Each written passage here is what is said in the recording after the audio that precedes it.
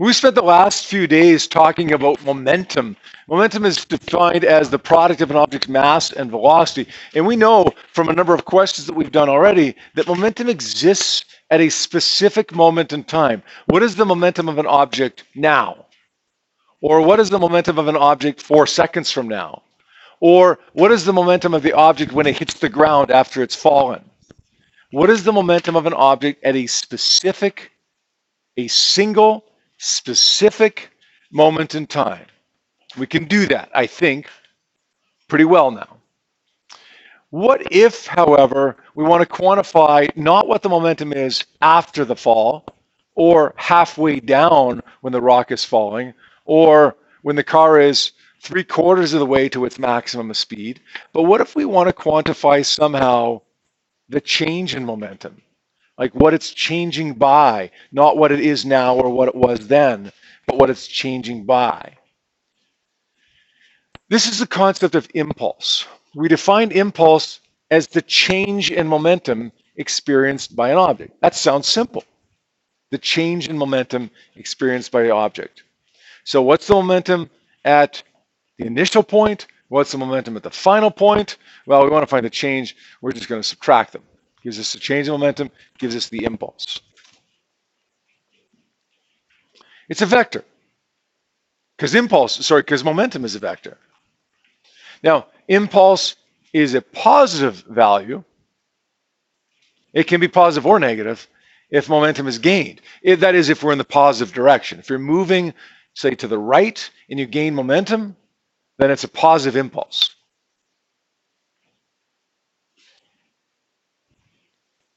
If you're moving in the positive direction and you lose momentum, then you have a negative impulse. And if you happen to be moving in the negative direction, then it's exactly the opposite. So if you happen to be moving in the negative direction and you lose momentum, it'll actually be a positive value because your impulse would be defined as is in the positive direction.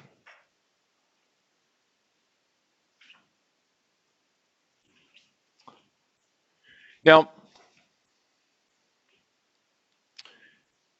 most of you, hopefully all of you, are going to remember some of Newton's laws from Physics 20.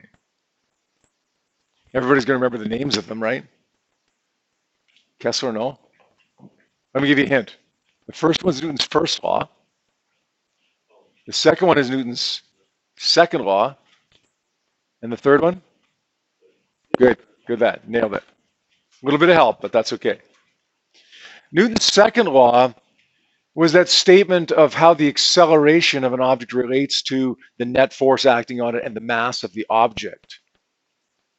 In other words, Newton's second law was F is equal to m times a. What I want to do is take Newton's second law, F is equal to m times a, and I want to twist it around a little bit to get something else out of it, which is, turns out, our equation for impulse. What I want to do first is replace A with delta V over delta T. Is that legal? Can I do that? M times A is the same as M times delta V over delta T? There's no reason why I can't do that. Now let's rearrange this a little bit. I'm going to say, take the T up by multiplying. I get F times T is equal to M times delta V.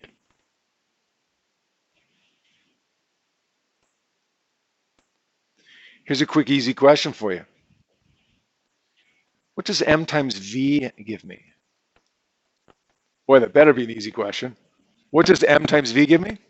Momentum. All right. What does M times delta V give me?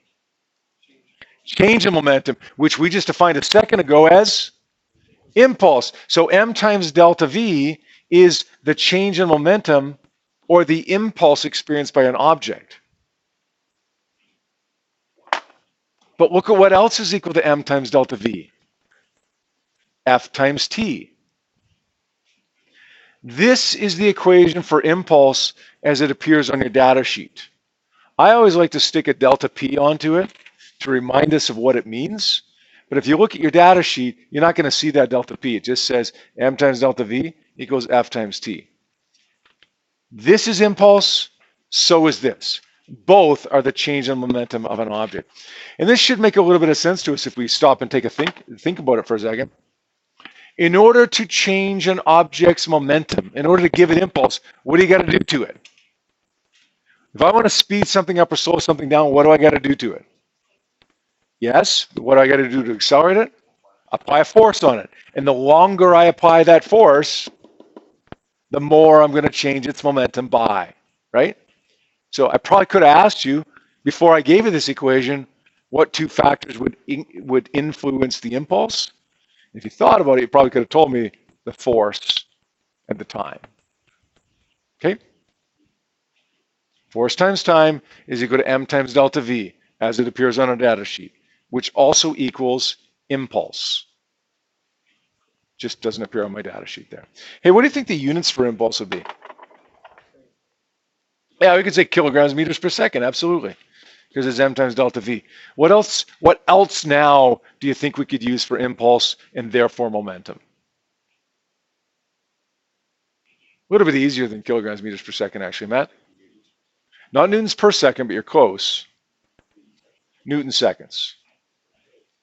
It would be per second, right? Because that would be F over T, right? Newton times seconds. So either one of those is fine for impulse, but since they equal each other, you could also use Newton seconds now for momentum.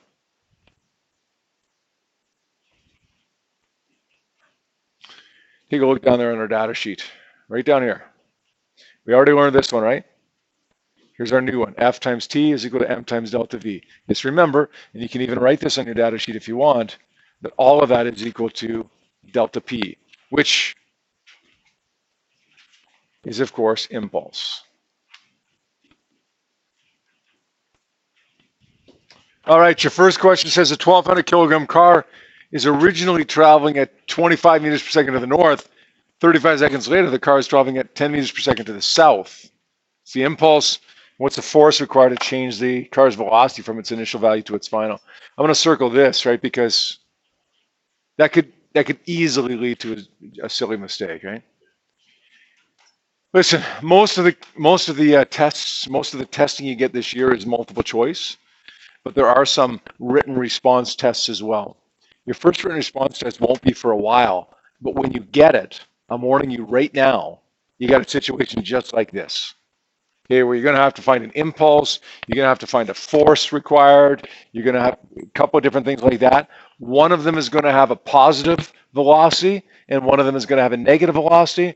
And I'm telling you right now, there's probably going to be about 15% between my two classes, about 15% of you that make them both positive. Okay, circle when you see south or west so that you remember to make it negative. Got it? Don't make that mistake. I'm telling you right now what that written response is going to look like. Okay, don't make that mistake. What's the impulse experienced by the car over the 35 seconds? Sorry, let's write down a couple of givens. We've got a mass of 1,200 kilograms. We've got an original or initial velocity of 25 meters per second. And what, 35 seconds? And we've got a VF here of 10 meters per second, or negative 10 meters per second. Let's find the impulse.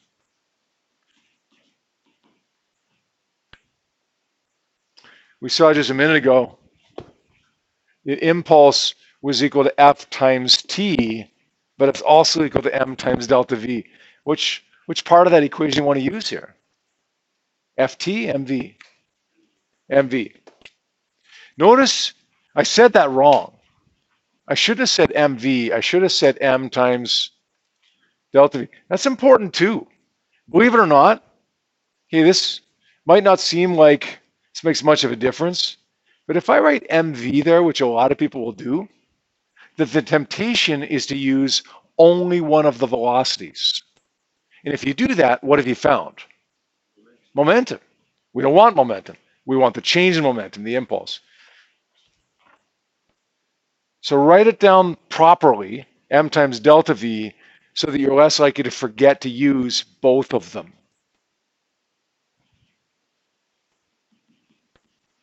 M is 1,200 kilograms. We're going to say negative 10 minus 25.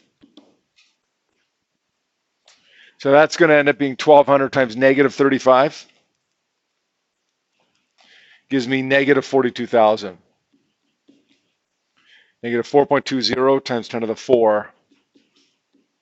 What do you want to use for units here? Kilograms meters per second? Or we could use Newton seconds. Either one is fine. Hey, what's the negative mean? South, right. It's the force required to change the car's velocity from its initial to its final value. Now what I want to say is delta P is equal to F times T.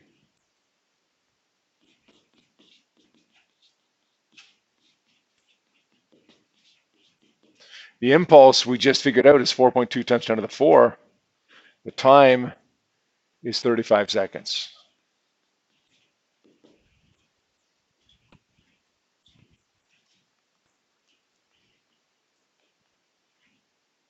Gives me negative 1,200.